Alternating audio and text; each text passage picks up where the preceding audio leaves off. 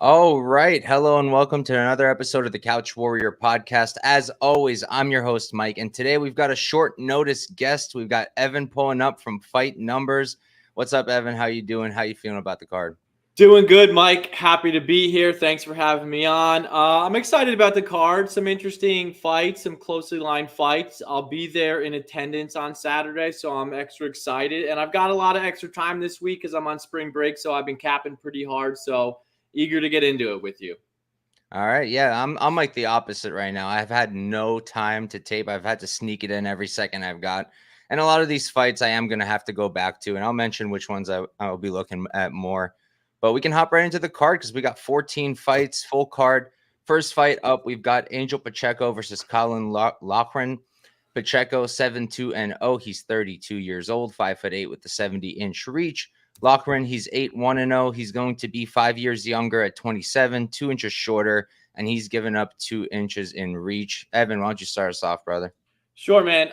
We kind of discussed earlier how, we want to keep the show to around an hour. I'm just going to say pass. I didn't look into the fight much. It's, one of the wider lines on the card. Caolan's at minus 350. It's not something I really wanted to spend time on. So eager to see if you have any takes. Yeah, I mean, my only bettable take really is that I think we're going to go over probably. I kind of like the over 2.5. It's like minus 105, I think. I think both guys are relatively durable. I mean, we just saw Pacheco take like 200 shots and his ear was falling off of his head. And he still didn't go down, but he did get hurt a few times. And then Loughran, he's just a blockhead. He's got a giant brick for a head, built like a mini refrigerator. I think Loughran's probably the better fighter. I think he should probably win this fight. He's got the grappling to go to if the striking's not going his way. I don't think he should be just standing there with Pacheco because Pacheco did show that he can, stand and bang. He is a pretty good striker in the pocket. Not too much to offer at range, but neither does Loughran. Both are better once you're up close. I think that Loughran can finish Pacheco. I don't know if Pacheco can finish Loughran, but like I mentioned, I think we probably go over. I like the Pacheco. He moved over to New England Cartel. I interviewed him not too long ago, and I don't think he was there yet, so I think it's a relatively new thing. And he looks good. I mean, he looks pretty ripped, but he is coming down to 135. We don't know how that's going to affect him, affect the chin. Yeah, I think Loughran should win. I think he's more well-rounded, and we can move on. Next up, we've got Andre Petroski versus Jacob Malkoun. Petroski 10-2-0. He's 32, 6 feet tall at the 73-inch reach. Malkoun 7-3-0. He's 28. He's going to be 4 years younger. Going to be 3 inches shorter, and he's got the same reach. I'll start us off here. So I saw so many people on Petroski early, and I started thinking, maybe I'm going to end up liking him too as the dog. He was like plus 190, then plus 180. Now I just checked. He's like plus 210. Honestly, though, I don't like it. I don't like the spot on Petroski. In the first round, can he knock out Malkoun? Probably. He's got a lot of power, maybe even in the second. He's got a lot of power. Malkoun, to me, I don't know if I'm ready to say he's chinny, but I think there are some concerns there. I can definitely see him getting hurt. But other than that, like Petroski slows down every single damn fight. And it might be because he's giving too much in the first round, but I don't really see him changing that. And I just think that in the second round, Malkoun's going to be much fresher. I think in the third round, Malkoun will be much fresher. We already know Malkoun's game. He's just going to keep shooting nonstop. Petroski's got some good submissions that he can offer up. He's got some good wrestling of his own. But I actually really like what I've seen from Malkoun's takedown defense. He does really, really well at fighting the hands. He's good at the underhooks, scrambles really well when he is getting taken down. And his striking pleasantly surprised me. I remembered it being worse than it really is. I liked his jab a lot. I think the combos are pretty clean. Doesn't really do anything terrible on the feet, whereas Petroski, he's kind of winging a lot of his strikes. I think the jab's going to get there much faster, and I just think that Malkoun will take over in the second, third round. Kind of a boring take, but that's just how I see it. How about you? Yeah, I mean, that seems to be the general sentiment is kind of a tough stylistic matchup for Petroski, given that Malkoun can wrestle hard for 15 minutes, and he's reliable to stick to that game plan. It's Petroski or pass for me at the money line. I think Petroski might have some early success. He choked Nick Maximov in the first round. I do think he's got the collegiate wrestling background. He's got good submissions. He's a dangerous guy. He's a grappling specialist. So there's going to be a lot of grappling in this fight. I think Petroski's sneaky. It's just not for me. He might even have a size advantage here. So I think there are some things working to Petroski's advantage. So it's Petroski or pass for me, but not super interested in parting with my money this time around. I did bet him against Michelle Pereira, and that was, so it's too for me to go back to the well with Andre Petroski. Yeah, I'm not going to lie. I usually look to bet against him. I even tried fading him with GM3, and I don't think that was a very bad bet, honestly. But yeah, we can move on. Next up, we've got Melissa Gatto versus Victoria Dudakova. Gatto 8-2-2. She's 28 years old, 5'5" with a 69-inch reach. Dudakova 8-0 undefeated. 25. She's 3 years younger. Same height, 2-inch reach disadvantage for her. Start us off, Evan. Yeah, I like Melissa Gatto here. Dudakova's coming up in weight. Melissa Gatto is a big girl for the division, and I actually think that there was an argument that, I don't know, I guess I scored the last fight for Ariana Lipski against, Melissa Gatto's last fight, but it was definitely competitive. Gatto had no wrestling success there. Lipski's takedown defense has leveled up immensely. She's just built different these days. She's had a very interesting career arc. But Melissa Gatto, I think, is going to be too physical here for Dudakova. She's a big, strong girl, man. She was landing takedowns over Tracy Cortez, picked her up, slammed her one time. I think she could, if anyone's going to really consolidate some top time here, I think it's going to be Melissa Gatto. And then as far as the striking goes, Dudakova, she could throw hands. She might have a slight speed advantage, but I just think in a fight where I think you can project Gatto for 1 or 2 takedowns, and I think the striking is going to be competitive. I do agree that she should be the favorite here. The line's fluctuated a bit. I think, anything south of -150 is playable on Gatto. That's my take. What do you think? Yeah, I think it's -147 now. I really wanted to like Dudakova here. I like her a lot as a fighter. In her Dana White's Contender Series fight, she showed she's got that dog in her. I think it was her leg that was completely just not working, and she still was able to, do what she had to do to win the fight. It was kind of boring, but it showed that she's very tough. And then in the Jinyu Frey fight, I thought her striking looked fantastic, much improved from what we saw in the Contender Series. Really, honestly, just really clean. Nothing too crazy, nothing too wild that opened her up to counters. Her wrestling is good.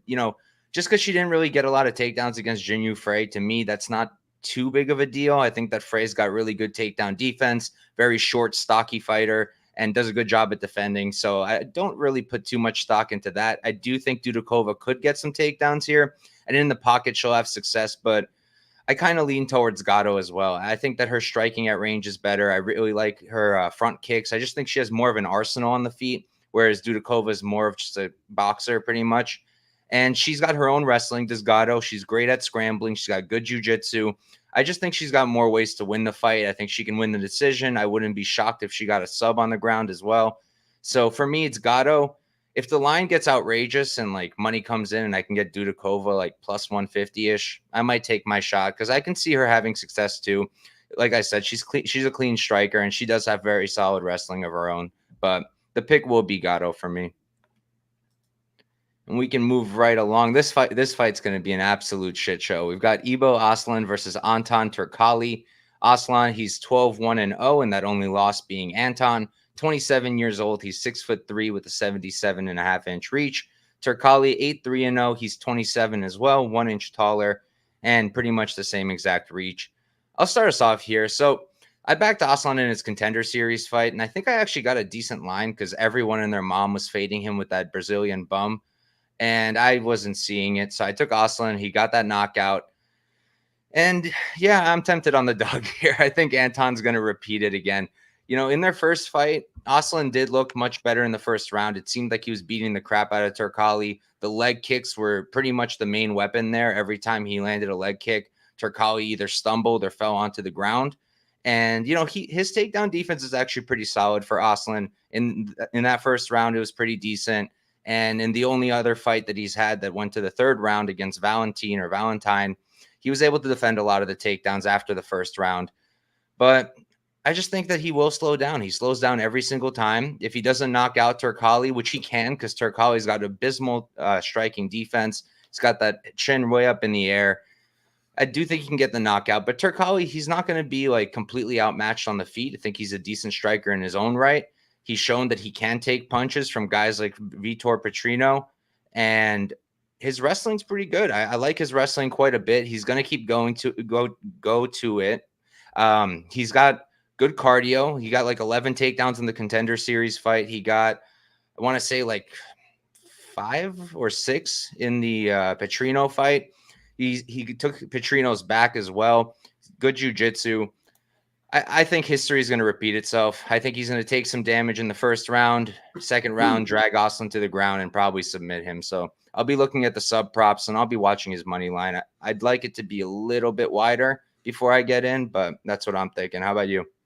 Yeah, to me, it's a pretty classic bet Ebo pre-fight, and then assuming the fight extends beyond the first round, enter in on Anton. I mean, if you have access to live betting, I think you'll get a much, much better number on Anton live.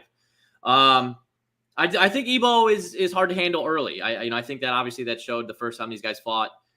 He's strong, physical. He throws heavy hooks, and obviously Anton can get hurt. So I think if you wait to enter in on Anton till like end of round 1 or in between rounds, I think that most of Ebo's finish equity is gone, and obviously the books are kind of getting sharper to that angle, but still that's how I would approach the fight. I definitely think it's dog or pass. I hate to take a guy who has like 5 minutes of cardio, but I do think Ebo round 1 is super live. So you could even play Ebo round 1, Anton round 2, round 3 props, things like that. I think it's a pretty straightforward fight in terms of how to play it. So I think it'll be fun though. Yeah. Only thing I will say is I feel like Aslan does kind of still carry his power late. Like in that fight I mentioned against Valentine, whatever it was, he knocked him out in the 3rd round and he finished him there. And, he was still defending takedowns. He was actually defending better late than he was early. So it's possible he doesn't gas. He is at a good camp. He was at Bang Tao recently. And before that, I think he was at Extreme Couture. So, yeah, I'm still on Anton, but it's a tough fight. Mm-hmm. Next up, we've got essentially a Dana White's Contender Series fight. We got Connor Matthews versus Dennis Buzukja. Matthews 7-1-0. He's 31 years old, 5'8" with the 71-inch reach. Buzukja 11-4-0. He's 26. Going to be 5'9". He's 1 inch taller, and he's going to be at a half-inch reach disadvantage. Why don't you start us off, Evan? I love Dennis Buzukja here, and I really want to get him at plus money. I made a bag on Francis Marshall over Connor Matthews when he fought his first time on the Contender Series. This guy at 31 years old has like 8 professional fights. And like 6 of those literally ended in the first round. He's got like 39 minutes of professional cage time in his career. He's a New England cartel guy. Both of these guys are considered like pretty mid generalists. I just think that Dennis Buzukja is a little bit better everywhere. He's a mid generalist, but I think he kind of has Connor Matthews pretty covered here. He's obviously 0-2 in the UFC. He's fought, Sean Woodson, who's 9 feet tall. Tough fight on 2 days' notice or something like that, and then he fought Melsik Bagdasaryan on the Contender Series. That was a close-ish fight, and he was 22 years old. He's got way more experience. And then obviously he got nuked by Jamall Emmers. Okay. Jamall Emmers would absolutely shit all over Connor Matthews. All right. So I don't know. I like Buzukja here. I think 26 years old, strong island, fighting in his backyard. I think he has a lot of room to grow. He's obviously got a great work ethic. He can grapple a little bit. He can wrestle a little bit. He can strike a little bit. His boxing's okay. I mean, he attempted like 120 strikes against Sean Woodson on 2 days' notice and got dominated in the fight. So I like his grit. I think Connor Matthews is very green. He obviously looked good-ish in his last Contender Series fight, which is why he's in the UFC now. But I just don't think he's a UFC caliber fighter. Not that that means as much anymore. I don't think any guy has a very high ceiling again, but I think this is I disagree with the line movement. I think Buzukja is the rightful favorite. And if I can get him at plus money, I'm going to definitely click that. And I like him to win the fight. Yeah, so we're directly against each other here. Oh shit! I thought you were agreeing with me. Go ahead. Nope. First real disagreement on the show. I like Matthews here, especially at plus money. I wouldn't have played it if he was like a slight favorite because I think that's about where it should have been. Personally, for me, I've never really been sold on Buzukja. I backed him against Melsick, and it was fine. You know, he did his best. But the guys he's beating outside of the UFC aren't great. The other guy he beat on the Contender Series, I forget his name, also not great. Very straightforward, just grappler. Couldn't really do much else. And, you know, I somehow got Woodson at plus money against Buzukja because the line opened up. Woodson was a favorite, and then it immediately flipped. And I'm sitting there on Bet Online, and I'm seeing plus 110 on Woodson. So I was like, okay, I'll take it. And the fight played out pretty much how I thought it would, except I didn't really expect Woodson to get to shoot any takedowns. But the way I see it is both guys are pretty good wrestlers. I think Buzukja's wrestling is a little bit overrated. Everyone keeps pointing to the fact that he's at Longo Weidman training with guys like Merab, like Algeo. First off, I don't even think Merab and Algeo are there very often. To me, it seems like they're traveling a lot of different camps. And like it doesn't always translate. Just because you're at a good camp with guys who are good at a particular thing doesn't mean you're going to get amazing at that. And that's shown. You know, he's been there for a minute and he still doesn't have this fantastic wrestling that people keep talking about. His striking is fine at range. I don't think he has much to offer, but in the pocket, he's pretty good. He's got power. He could probably hurt Matthews if he gets up close.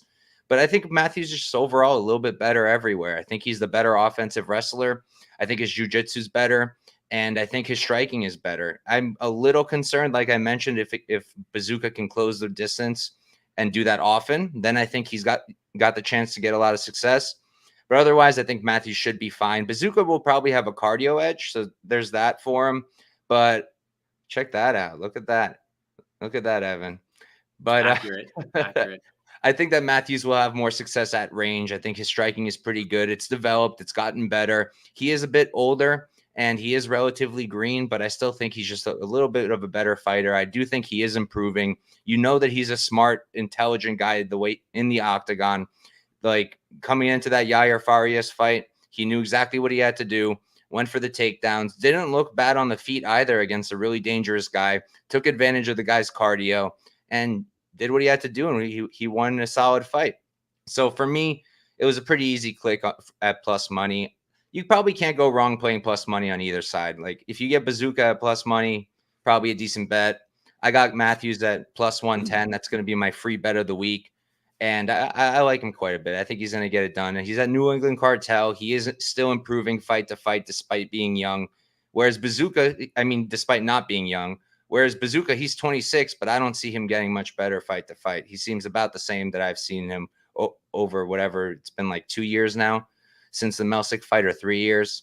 So yeah, for me, it's going to be Matthews, and that's the first disagreement on the show. Can I just push back a little bit just for funsies? So yeah. I mean, all right, so he gets clipped and knocked out by Jamall Emmers, right? There's not a lot of takeaway there. Jamall Emmers, these guys are at another level than Connor Matthews, and then Sean Woodson.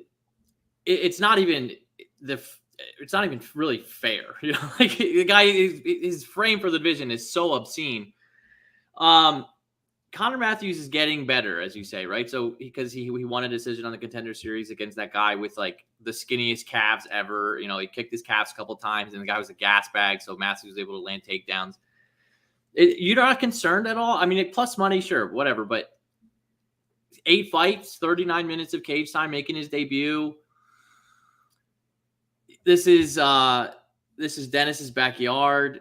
Dennis, to your point, he's probably not training with Algeo and Merab much, but he's training with Matt Frevola every single day. Like if you look at his Instagram, these guys are, you know, sparring hard, wrestling hard, getting hard rounds with Matt Frevola. Why do we disagree so much? Why, like Connor Matthews, you said is better everywhere. I said the same about Dennis. Like where are you just? This is what cappers have to do is like check their bias. Like, do you have a bias against Dennis Buzukja? No, I like the guy, and he's from Staten Island. I lived half my life in Staten Island. I want to like him, but the sentiment on him is so low. It's everyone hates him. I feel like everyone loves the guy. They bet him into a favorite over Sean Woodson, which was just insane. That was a weird fluky line thing. Where was did that the line close against at? Emmers? Let me check. I can pull it up real quick because I'm pretty sure that wasn't too wide either. He closed he was plus plus 213. 213, yeah.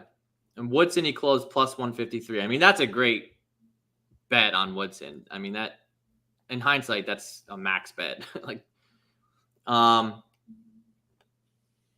yeah, it's about a pick 'em. So the market, is kind of split, and we'll see. I really like Dennis Buzukja here. Yeah, I mean, I'll give him the cardio edge. I do think he's gonna have the better gas tank, but I'm just pretty unimpressed with him. Not that I'm like super impressed with Matthews, but I just think the dude's pretty damn solid. And yeah, Buzukja's training with Frivola, but Matthews is over at New England Cartel. He's got plenty of good training partners there who are actually training there. So yeah, we can move on though. Highly doubt we're going to disagree here unless you got a hot take. We got Julio Arce versus Herbert Burns. Arce, he's 18-6-0, 34 years old, 5'7" with a 70-inch reach. Burns, 11-4-0. He's going to be 2 years older at 36. Going to be 2 inches taller, and he's going to have a 4-inch reach advantage. I'll start us off. I mean, essentially, like fading Burns in round 2 and 3 is essentially a system play at this point. I mean, every single fight he's had, except 2 early in his career in like 2016, other than those, any fight that's left the first round, he's lost it.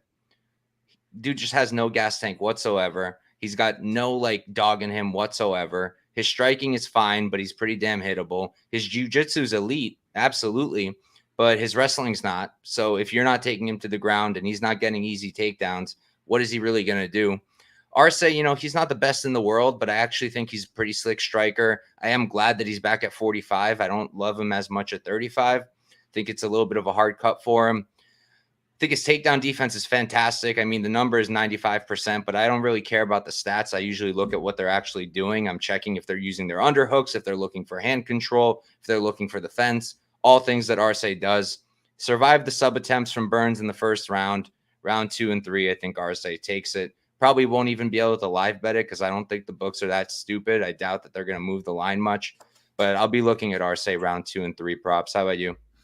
Yeah, I agree. Herbert Burns, just never Herbert Burns. I mean, I think some people were talking about his sub 1 prop, first round sub prop, like plus 800. That's his win condition, I think. Arce is a good grappler. I think he'll be fine. I don't hate and look at the over 1.5. I get it. Typically Herbert Burns is like, he'll throw up some subs early, and if he doesn't get him, he just quits. I hate him. He's the quittiest fighter. He is no dog in him, to your point. But I don't know. Arce is the kind of guy who likes to let the other guy lead the dance. He's not really a guy like, Daniel Pineda or Bill Algeo who are just going to come at you full steam ahead. He likes to kind of sit back, skirt the outside, counter strike. So I wouldn't be shocked if it somehow at least extends late into round 2 or even hits round 3. I don't know. I think an over 1.5 is an interesting look given the odds, but so far it's a pass. I think Arce should absolutely coast. I think he's parlayable. What's the over there? Let me look. I think minus 125. Like minus 125 for an over 1.5. Maybe. I'd like a little plus money, but yeah, I mean, I do think the finish comes later in the second, but yeah, I don't hate some over 1.5s this week. Ben Big Leclerc, cage, bigger cage too. Letting you know Dennis is now at minus 115, Evan. Thank you, Ben. Yeah, I know. I think it's interesting. So many people hating on Matthews. I'm seeing a lot of Matthews hate, but the line's moving towards Matthews. See, I'm not seeing that. Really? I'm seeing a lot of Dennis is a bum. Dennis sucks. Let's play the debutante. I haven't seen such a thing yet. Different circles. Yeah, different circles. But all right, we can move on. Next up, we've got Virna Jandiroba versus Lupita Godinez. Jandiroba, 19-3-0. She's 35 years old. 5'3" with a 64-inch reach. Lupi, she's 12-3-0, 30 years old, 5 years younger, 1 inch shorter, and she's going to be at a 3-inch reach disadvantage. Why don't you start us off, Evan? Lupi! Love Lupi. I think Lupi's got her covered. I'm not betting it, though. I think the line's accurate. Virna's good early. I think that she sucks in round 3s. So maybe it's 1-1 and you can get Lupi at like a decent price. I think Lupi wins round 3 at a huge clip. Virna won round 3 against Angela Hill because she was also gassed. You know what I mean? Like Virna typically struggles to win round 3. So again, another fight that I think is, at least for me, a pass pre-fight, but I definitely would like to enter in on Loopy live. But Virna's a good grappler, man, and she's good in round 1, and she's good. So I expect there to be a lot of grappling, probably. If it plays out at range, I think Loopy's just the better boxer. So it's a pass for me on the money line, but I definitely think it's accurate. I favor Loopy to win the fight. What about you? I really, really, really wanted to like Jandiroba here. I felt like pre-tape, I felt like the line didn't make any sense. Thought her jiu-jitsu is really good. Remembered her wrestling being great. And I thought her striking was decent. And then I ran back the tape and I hit up my boy Andrew over here. And I was like, dude, her striking fucking sucks. I mean, it's horrible. Sometimes there's like flashes of it being okay when she's throwing down the pipe. But other than that, it just looks so bad. In the Rodriguez fight, she threw like 3 spinning back fists that never even came close to anything. I think on the feet, Godinez kills her. I mean, her boxing has gotten a long way. Beat Ducote on the feet. I mean, against Ricci, that was a really good fight, but she looked really impressive on the feet. The power seems to be getting better. I think a knockout is live. I'm going to be looking at those late knockout props because they're already pretty insane from what I'm seeing. And, yeah, we might go to the ground, but I think if we go to the ground, I think it's going to be because Virna's forcing it. I don't think Loopy's going to do it because I think she knows that Jandiroba's got really good jiu-jitsu off her back or from on top.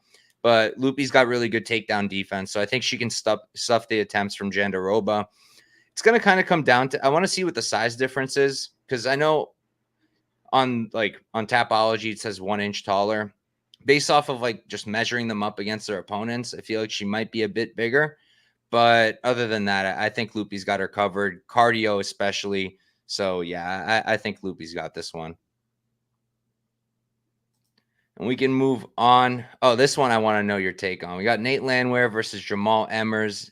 Nate, he's going to be 17-5-0, 35 years old. He's 5'9" with a 70-inch reach. Emmers 27-0. He's 1 year younger at 34, 1 inch taller, and he's got a 3.5-inch reach advantage. I'll start us off here. So, I mean, the opener for this was pretty nuts. I know a lot of people who got Emmers at like plus 140 or something like that. Plus money, I know for sure they got. And I saw it. I had the opportunity to play it, but I hadn't taped it yet. And my gut was kind of telling me, I don't know, man.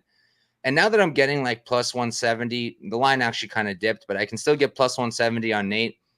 I'm pretty tempted. I'm pretty damn tempted. I think he's really live here. Emmers is a fantastic fighter. He's a really good striker. He's a really good wrestler. He's well-rounded. He's got everything. He's got power. He's great, but he does make a lot of mistakes. He can be hit. He's not fantastic with his striking defense. And I just think that Nate, his takedown defense is very solid. I think that he does everything right. He fought on the Russian regional scene. He was a champion there for a reason. He was able to defend the takedowns, be the better striker. In the UFC so far, it seems like he's had pretty solid takedown defense. He's doing the right things. His output is great. The pace is great. The cardio is great. And the way he fights, he's just like an agent of chaos. He likes to make it dirty, and that's when he finds success. Like if he stands here with Emmers at range and tries to have a clean striking match, he's going to die probably. Emmers has the power and he's got the reach and he uses that reach pretty well. But if Nate is moving forward, pushing him up against the fence, making it dirty, using those knees, I love those fucking knees.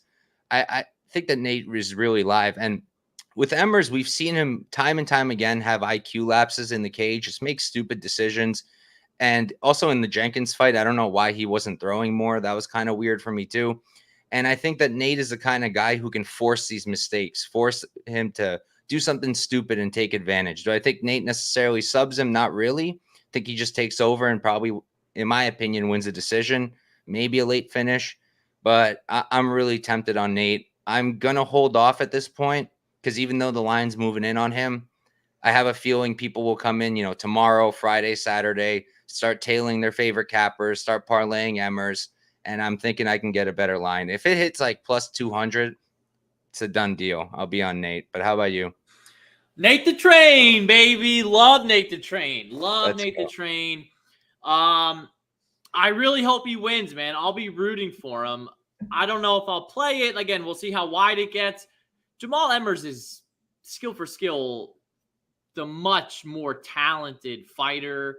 He's going to be much faster. He's got a reach advantage. He's a phenomenal wrestler. But Nate the Train, to your point, has good takedown defense. The one advantage I give Nate Landwehr is that he's much more willing to do things. He's much busier. Jamall Emmers is very capable of pulling a stunt against anybody, and he's not the most active guy in the cage. He doesn't like force offense a lot. So I think Nate is live in the fight for sure. My issue is how, like, who's managing Nate's career. I don't like the way he's getting matched up with these guys. Like, he was supposed to fight Pat Sabatini on this card. Before that, he fights Dan Ige. Now he's fighting Jamall Emmers. These guys with no personality. Like, we need to cherish Nate Landwehr. He's an absolute showman. He's a character. He's 35 years old now. Let's match him up with some guys who are willing to engage him in some pre-fight shit talk and get him fired up. And, like, I hate this matchup with Jamall Emmers. I hated the Sabatini matchup. I hated the Dan Ige matchup. I guess it was fine to give him a step up. Maybe he beats Dan Ige, but he's not at that level. So I think we just give him some winnable guys and guys who are willing to, like, match his chaos a little bit. And I just don't like what the UFC is doing with him. But I'm rooting for him, and I'll be, in the stands going hard for Nate to train for sure. I hope he gets it done. And you mentioned the Ige fight. Like, he was winning a lot of those minutes. It came down to him getting hurt in the first and second round, but I feel like the outcome could have been different if not for, Ige stealing some of those moments. And Emmers has a lot of power, but at this point, Landwehr's fought Onama, who's got a ton of power. He's fought Ige, who's got a ton of power. He's fought Klein, who has a ton of power. And even Lingo has some power, but I think pretty lowly of Lingo, to be honest. But in terms of a fun matchup, I feel like Nate versus Algeo could be good. That could be a good fight. But moving on, we've got Chidi Njokuani versus Rhys McKee. Chidi, he is coming down to welterweight for the first time since 2016. 22, 10-0. He's 35, 6'3" with an 80-inch reach. McKee, 13, 5-1. He's 28. He's going to be, hold on, let me math, 7 years younger. He's going to be 1 inch shorter, and he's going to be at a 2-inch reach disadvantage. Why don't you start us off? I really want to play Chidi here. I have some concerns, however. Obviously, he's 35 years old. He's coming down to welterweight. I need to see him on the scales. I need to see him make the welterweight limit. Rhys McKee is not a good fighter. I mean, he had some success, obviously, in round 3 against Angelusa, but Angelusa won, 12 straight minutes of that fight before completely death-gassing. And Angelusa, as we just saw a couple weeks ago against Brian Battle, he's pretty mid. I just don't think Rhys McKee is very good. But there's some red flags on the Chidi side. Cardio's not great, dropping down to welterweight, 35 years old. But I definitely think he's the side here. I know some people who are starting to enter in on Chidi Njokuani, and I don't hate it. I just want to wait and see what he looks like on Friday at the weigh-in. But I think that he's the better striker here. I think he should win this fight. I think there's some value on him if he comes in and fights like at an adequate level. I need to see some things first. What about you? Yeah, so I like Rhys McKee as a fighter. I have ever since before like the Chimaev fight. I don't really know why. I just kind of do. I think he's exciting, and I think he's a pretty good striker. And when I saw all these people piling in on him, I thought maybe I'm going to end up liking him. I like my underdogs quite a bit, but I don't see it at this line. Again, yeah, I agree with you. We got to see the weigh-ins, because if Chidi looks like death, then it's a no-go. And also, like, the one, like, he spoke about in an interview, I don't know how old it is, but I saw it on Twitter or something. He was talking about how when he cut to welterweight, it was like the worst thing ever. He felt horrible, fought horrible, and now he's doing it again at the age of 35, 8 years later. I don't know if that's the best idea. So for me, I feel, so I am tempted on Rhys because of that, and I do think he has the cardio. But my issue is, can he handle like Chidi early? Because Chidi early he's dangerous, and the dude has power. He's nasty. The knees, the elbows, what he did to RoboCop. Like, can Rhys McKee do that? What RoboCop did? Can he take all of that, have half his face falling off, and then come back and win? Maybe, but I don't think so. He's extremely hittable. I think you mentioned it. Blocks everything with his face, or no, 6-hound over here did. Blocks everything with his face. If he can survive the first round, I do think he's live, and maybe it's a good live betting opportunity. If Chidi beats the shit out of him in the first round, you might get a good line on Rhys, so I'll be looking out for that. Maybe if the line comes back in on Chidi, I'll look to back McKee, because I do think if he survives that onslaught in the first round, I think he should be fine. He's not the best in the world, but his striking is pretty good. Uses his range pretty well. If Chidi slows down, I think he can take over. I don't know about necessarily him getting a finish. We have seen Chidi kind of just like give up, but that was really the Michal fight. I don't know where else he really gave up. I mean, Duraev, that was a close fight. Arguably, he might have won that one. RoboCop is just a beast. Like, and I don't necessarily think he gassed there. It's just RoboCop came in real hard and was able to finish him. But yeah, I'm gonna lean. I don't know who I'm going to pick. I'll pick Rhys for now, just assuming that the weight cut's going to be terrible, but we'll see what happens. Maybe a couple wide or some long shot props here that I don't hate for this fight. Chidi by decision is plus 700. I think it's possible that he wins round 1 and 2 and then slows down in round 3, but Rhys isn't really able to put it on him. And then draws are due, baby. Draws are due, plus 6,600. That's draws, a good one. Draws are due. All right. 10-8, Chidi round 1, Rhys McKee 10-9, 10-9, round 2, round 3. Let's get a draw. Let's go. If that hits, that's honestly a go. I might have to clip it. Bet draw. I'm definitely gonna clip that. That's a pretty decent angle. Both guys by decision are like plus 700, plus 750. I'm seeing. Yeah, I mean GTD plus 350. Maybe that might be the better way if you want to go a little. I like overs here. I don't know. I just think it's. I don't know. I think it's an overs card. Yeah, I mean, because if Chidi doesn't get the early finish, is he going to finish him in the second or third? I don't think so. Yeah, I don't think so either. And then I'm not sold that Rhys is going to finish him late. I know he almost finished Angelusa, but Angelusa was like shooting a million takedowns in that fight and was absolutely gassed. Chidi doesn't really do that. And we've seen him in a third round. It's not like we've never seen the guy get there and look terrible. I mean, look great. We've seen him look fine. Like against Duraev, he outstruck him in the third round. He looked okay. In the Contender Series fight, decent guy he fought. Not the best in the world, but decent guy. Got the finish in the third round. So I don't really buy into the narrative that he's dead after the first round. Although it did look pretty weird with Michal. He kind of just seemed to give up. I don't know what that really was. Michal was hitting him to the body hard, but I don't know. It's a tough fight. A lot of unknowns here. We can move on. Next up, we've got Bill Algeo versus Kyle Nelson. Algeo 18-7-0. He's 34 years old. He's 6 feet tall with a 73-inch reach. Nelson 15-5-1. He's 32, 2 years younger. Going to be 1 inch shorter, and he's going to be at a 2-inch reach disadvantage. For me, this isn't really too hard of a fight to cap. I think it's Algeo, and I think it's Algeo all day. If Nelson wins, it's got to be a knockout for me. I don't really see how he's going to win the minutes here. He's just not a great minute winner. I know he just won 2 decisions, but it was Padilla and it was Bilder, neither of which, in my opinion, are great minute winners in their own right. Algeo, he's a lot to handle. The dude's relentless. He's nonstop. Got a really funky, weird style. Uses the range really well. He can grapple. He can strike. He's got decent jiu-jitsu too. I just think he's got all the advantages here. I have a hard time seeing how Nelson gets it done. How about you? Yeah, I agree. I think it's Bill all day. I think he probably just runs away on volume, like doubles him up, triples him up on volume. I like Bill by decision. There we go. Bill decision. Next up, we've got the takes on this one have been interesting. We got Nursulton Ruziboev versus Cedric Dumas. Ruziboev 33-8-2. He's 30 years old. 6'5". Don't have his reach up on Tapology. Dumas 9-1-0. He's going to be 2 years younger, 3 inches shorter, and he's got a 79-inch reach. I think Ruziboev's is 76, if I remember correctly.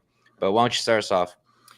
I don't know if I'm going to bet this fight. I think one thing I know for sure is that Nursulton Ruziboev is a fraud. I believe wholeheartedly that this guy is not good. And I hope he wins by early submission or something, and he starts to get some hype so that there's a much better fade spot coming on him. To me though, pre-fight money line, it's Cedric Dumas or pass. Ruziboev has the weirdest pre-UFC record, one of the weirdest I've seen. I mean, he gets I taped him a lot. I did a deep dive on him before the Bruno Ferreira fight. Doesn't take long. Right. And even that fight was like, dude, he basically catches a low kick, throws a right hand. Bruno falls over, and like the fall kind of knocks him unconscious. And it's like, it showed us absolutely nothing. I don't know what this guy is. He's very tall. He seems to have some athleticism, but his wins are weird, man. He's got like 20 submission wins, like arm bars from guard. He gets taken down a lot on the regionals. He has a ton of Kimura wins. Like, guys aren't really winning by Kimura in the UFC middleweight division. So I don't think he has a process, right? If Cedric wins this fight, I would not be shocked. I think I'm kind of leaning an over 1.5 here at plus money. Again, I said I lean some overs. Over 1.5 at plus money. Two tall guys who might be just trying to find range early, kicking each other's legs. Cedric's not a guy who's going to shoot takedowns, really. And I don't really rate Nursulton's wrestling. I don't know. I like an over 1.5. I think Nursulton's a fraud. But again, if he wins early, I think it just sets up a better fade spot in the future. I think Nursulton is very, very, very fraudulent. What about you?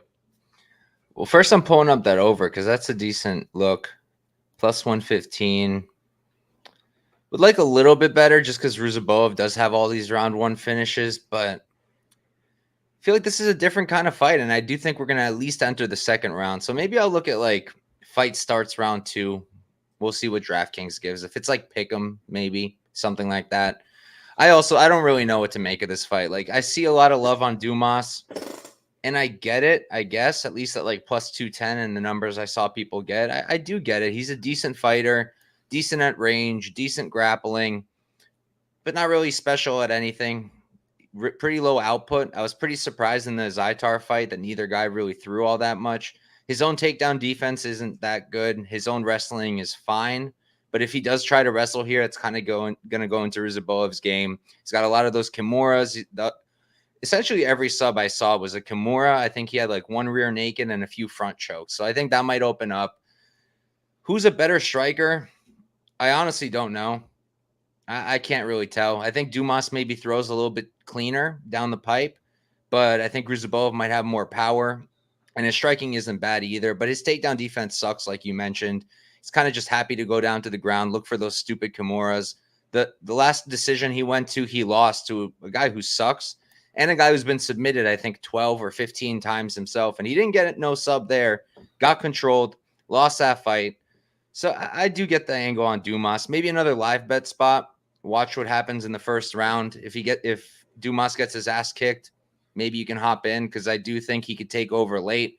Ruziboev, even in the fights that haven't left the first round, he still seems to be slowing down. So I don't think the cardio is necessarily there. But, he's relatively young. He's 30, not the youngest guy, but he's training at a good camp. He's over at Marquez MMA now, which I do like that. So, yeah, it's tough for me. I think I'll pick Ruziboev. The only bet that has my interest right now, though, is Dumas by decision. I saw like plus 700 on it. Instead of like laying some crazy chalk on Ruziboev or trying to force the sub on him, I might just sprinkle the decision on Dumas. Because if he doesn't finish Dumas, I can see Dumas grinding out another boring ass decision. But I can also see Ruziboev getting an early finish. So he'll be my pick, but I'm not running to the window to bet this one. Next up, we've got Bruno Silva versus Chris Weidman. Silva, 23, 10-0. He's 34 years old. Going to be 6 feet tall with a 74-inch reach. Weidman, 15, 7-0. He's 39, so he's 5 years older. 2 inches taller, and he's got a 4-inch reach advantage. I'll start us off here. I mean, look, if this was prime for prime, I'd be on Weidman all day long. He would just fuck him for 15 minutes. But at this point, the dude is 39 years old. He's extremely slowed down. He looked so slow in the Tavares fight. All the explosiveness in his takedowns is absolutely gone. Can he still get takedowns here? Maybe. Maybe he can. I wouldn't be too shocked if he got a few. But is he going to do much with them? I don't really think so. I think Bruno's got the significant advantage on the feet. Going to be the faster striker, going to have more power, in my opinion. Think that he's going to be cleaner on the feet than Weidman is at this point in his career. And I mean, I'm not backing a 39-year-old Weidman. I don't care if you give me plus 500. I got no interest there. Not that I think the line should be that wide. I just don't want to lose my money on a 39-year-old ancient Weidman. So I'll pick Silva. But I'm not backing him either. Don't get me wrong. I don't think highly of him. I faded him pretty much every fight in the UFC. I faded him. Yeah, Pereira. I backed Pereira. Mearshart. I backed Mearshart. Tavares. I backed Tavares despite him losing. Backed Allen against him. Backed Shara. Yeah, I don't like the guy. I like betting against him normally, especially when he's a favorite. But I'm not doing it with Weidman. How about you? Yeah, this fight's sad, man. It just makes me feel sad. Chris Weidman makes me feel sad. His body's falling apart. He's a shell of his former self. I wish he would hang it up. I really don't want to see him get knocked out, but I think he's probably going to get knocked out. But it's to your point. I think Bruno Silva sucks. I think it's Weidman or pass. Honestly, at the money line, I'm not going to play it. I'm going to pass. But it sucks. I mean, Weidman hasn't won a fight since 2020. A close decision against Omari Akhmedov. Why even book this fight? Why sanction it? Let's move on. What do you think of the over 1.5? Sure. Well, it's a little chalk though. -135. I don't hate it because I feel like Weidman might be able to get the takedown early. I don't hate it. I actually don't hate it. He can also get bonked though. I know. That wouldn't be shocking either. All right, we can move on to a more exciting fight. Next up, we've got Joaquin Buckley versus Vicente Luque. Luque is going to be 22-9-1, 32 years old, 5'11" with a 76-inch reach. Buckley 17-6-0, 3 years younger at 29. He's going to be 1 inch shorter, and he's going to have the same reach. Why don't you start us off, Evan? I like Buckley here. I liked it a lot more at +130. Some money is coming in on Buckley. Vicente Luque, I love him. He's obviously. It's hard. How do you not love Vicente Luque? I just think that he's only 32 years old, but he's kind of slowed down. He's been in so many wars, like in fight years. I think he's much older than 32. He did look good against RDA in his last fight, but RDA is a little light in the ass for welterweight. He just kind of got hossed around by Luque. Buckley, I think, is going to be a little bit stronger, a little bit faster. I think Luque struggles with southpaws. I think Buckley's going to land some clean left hands on his chin. We'll see if Luque can take them, but Buckley's chinny as well. So I definitely see it going under. I lean Buckley. What about you? Yeah, I mean, I like Buckley at plus money also. I did get in on that one, but I also kind of hate it. I don't know. I don't know exactly how I feel about it. I agree. I'm liking it less and less. Yeah, the more I tape it, the more uncomfortable I'm getting. I mean, again, this is another fight where, like, peak for peak, easy Luque. I think he would run through Buckley. And it's not like he's an old man. He's 32, but in fight years, he's like 55. Like, the guy has taken so much damage. Again, even against Barberena, the dude absorbed like 150 strikes. Jeff Neal beat the brakes off of him later in that fight, knocked him out, gave him a brain hemorrhage of all things. And you could kind of see it against RDA. Like, I was really curious how he'd look in that fight. I backed him against RDA. I think it was like a close line. But I thought he'd be winning in the striking. But I was a little concerned about how the whole brain hemorrhage thing works because I don't think we've ever had a fighter get a brain hemorrhage and then come back. And you can tell that he was like trying to avoid that kind of thing. He shot 8 times against RDA, which I don't know if anyone really expected him to come out and out grapple RDA. But it kind of shows to me that he is a bit concerned. And Buckley, he's a good striker. I like Buckley a lot. He does get crazy and he does overswing a lot of the time, and he'll probably open him up for some counters. But I've always liked his boxing. I've backed him in a lot of his fights. I backed him against Impa. And, a lot of people say, oh, that was like a lucky shot, a fluke, whatever. I thought he was winning up until that point too. So, and Impa's a pretty good fighter. I think I like the body work a lot. I think he should definitely be going to that. I think what he has to throw out of the window here is the takedowns. Do not go for any takedowns against Luque, in my opinion. First off, the takedown defense is good, so you're probably going to be wasting your energy. And second off, I would not be shocked if Buckley shot a stupid takedown and got locked up with the Darce or something like that. So I think he's got to throw that out the window, use his pressure, speed up on Luque. I do think he can get the knockout. I think the durability is starting to go. And, yeah, I like Buckley here, but I'm not insane about it. I'm starting to have a little bit of buyer's remorse. Yeah, I feel you. What are the totals on that fight? It's lined at 2.5. It was like -155 to the under. I haven't checked. I don't have much interest in that. I think that's accurate. Yeah.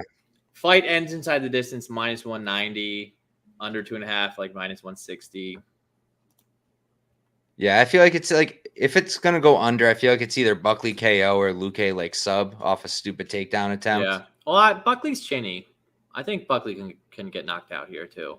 He is pretty chinny, but his defense is pretty good too. Moves in and out well, covers up pretty well. Yeah, like I think the big cage, I think, definitely favors him here. Yeah, I just need him not to do like the crazy stuff where he's like really overswinging, and I need him not to shoot takedowns. But as an underdog, I think it's a good play. But at this point, you can't even get that. It's like minus 102. Best line I'm seeing is plus 102 on Bet Online.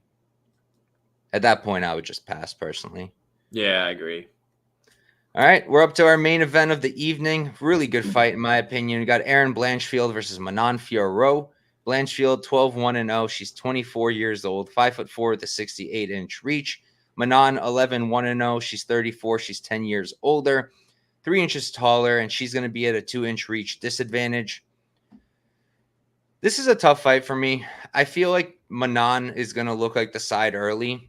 I am a little bit worried about the cardio. I do think she slows down. We definitely saw that in the Rose fight. I think Rose won that third round.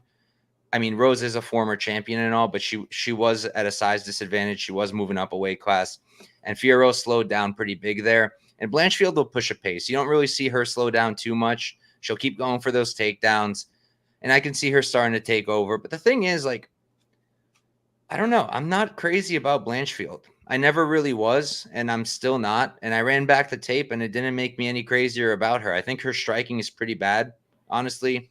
I see people saying, like, oh, it's improving. Look at the Andrade fight. Like, I don't think it's improving that much. Doesn't look that great to me. She was getting hit a lot in that Andrade fight, and Andrade stuffed a lot of those takedowns. It's not like it was one takedown and the fight was over. And against Taila Santos, like, I mean, I'm not going to say it's her fault she couldn't get the takedowns. Taila has really, really good takedown defense. And I mean, she just saw it coming every time, threw in those underhooks and just threw her right off of her. But in the striking, she just didn't look good, Blanchfield. She really didn't look good to me. And Manon, I think, is a fantastic striker. I really like what she does on the feet, moves really well, creates angles really well. She's dynamic. For me, and her takedown defense to me seems pretty solid too. I do think she's going to defend most of the takedowns, at least early. So I think I'm going to pick Manon to win. Tempted to bet her as an underdog, but what I liked more was I liked the over 4.5. At plus money, I think that was the spot. I like that a lot more because then I don't have to worry about the cardio because I think Manon has what she needs to win. But if Blanchfield is able to turn it up in 3, 4, 5, I can see her taking it also. I will say I think minus 180 on Blanchfield is a terrible bet. I would not play her at this much of chalk. But yeah, that's all I got here. How about you? I agree with a lot of what you said. Real quick, shameless plug. If anyone wants to go to fightnumbers.com and use the promo code AC, you'll get 10% off all memberships from now until the fights go off on Saturday. To your point about the main event here, I would not bet Blanchfield at minus 180. I think on a money line betting side, I definitely lean Manon. I think she's a much better striker. Kind of like we said, I'm not impressed with Blanchfield's striking, especially with striking defense. It's just like she just walks onto punches. You know, she doesn't understand range. She doesn't have good footwork, but she's got that dog in her too. So I think a 5-round fight, even though neither girl has gone 5 rounds, to my knowledge, I'm pretty sure. Please fact check me. Kadeem over here saying Manon fought 5 rounds. Okay. I don't remember what fight that was though, so I'm gonna go look. Okay.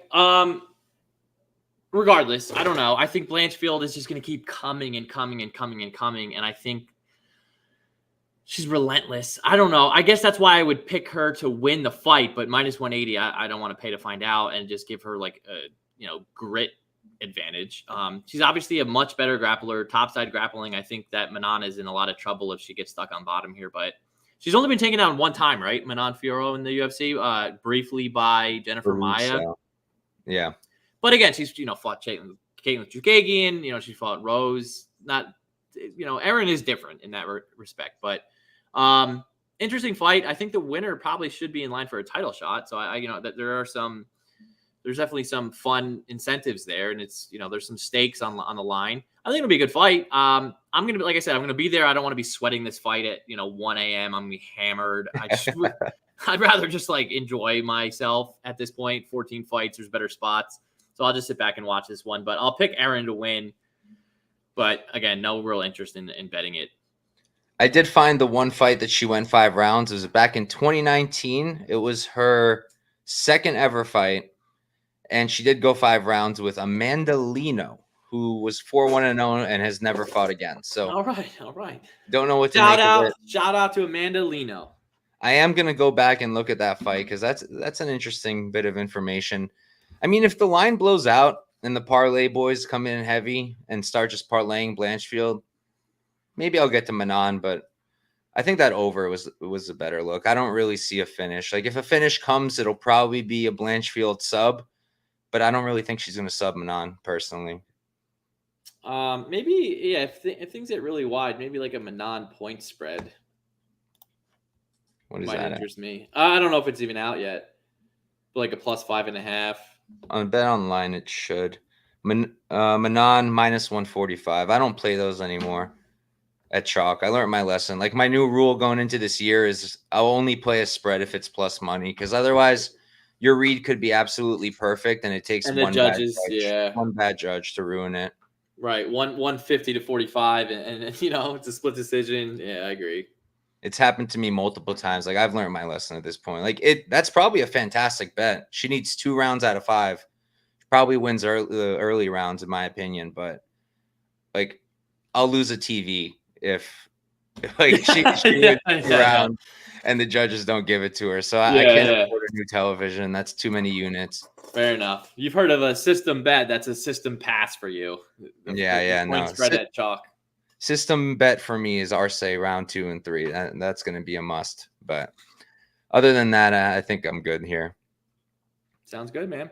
But all right, guys, that's it. That's a show. We were able to do it within an hour, 56 minutes to be exact. We got 135 live viewers right now. So thank you all for tuning in and checking us out. Remember, all my bets now are on the Beer Money Discord. You can find the link in the description of this video. You can find the link in my link tree and on my YouTube description and on my Twitter bio. The code for 25% off, Couch Warrior Pod. So use that if you're going to hop in. It's not just my bets. I'm the only MMA guy there, but there are guys for literally every single sport. We got basketball, football, soccer, baseball, tennis. We've got a guy who does darts randomly. And they're pretty damn good over there. So make sure to check that out if you're interested. In terms of content, it's been a busy week for me. Usually my shows are on Tuesdays. Couldn't do it this week. The YouTube shorts, if you prefer short form stuff, it's a 1-minute video. Do it for every single fight. Drop it on my channel. So you can check that out. That'll be tomorrow. And I don't have time to do any regional videos this week, but I'll probably have a few regional plays. And those will also be on Beer Money Picks. Evan, thanks for tuning in, for coming on, brother. Why don't you plug yourself? I know you got a new thing going on. Why don't you talk about that a little bit? Thanks, bro. Appreciate it. So fightnumbers.com, we got a lot of good stuff. We have 2 subscription packages, one for daily fantasy sports. Like I like to play DraftKings and DFS. John Kelly is a phenomenal DFS analyst for mixed martial arts. And then we recently just added a betting package where my bets, Pepe Silvia, for my money, is the best in the game. His bets are behind the paywall, and Ozzy as well. So you can get all of our bets. That's a separate package, or you could, do DFS and the betting package all in one. And again, use code AC for 10% off from now through Saturday. And also, there's a lot of great tools as well on the website. Real quick, just there's a live odds betting tool. Like literally, you could see, like, think of best fight odds or fightodds.io. You see the different books and best price. We have that in real time in live markets. So that, for my money, like $50 is that's worth the price of admission right there, because it gives you a huge edge in live odds shopping. And I do think there is still an edge in the live betting market. So come check us out at fightnumbers.com. Mike, thank you for having me, brother. It's always a pleasure. I wish you were coming to AC, man. We could have a beer together, but I'm sure we'll catch another one sometime down the road. Great guy. Please, subscribe to all his stuff as well. Hell yeah. And I will vouch for pretty much I don't know Ozzy, but I know Pepe, who I think we all know is very, very good. He'll be on the panel for UFC 300.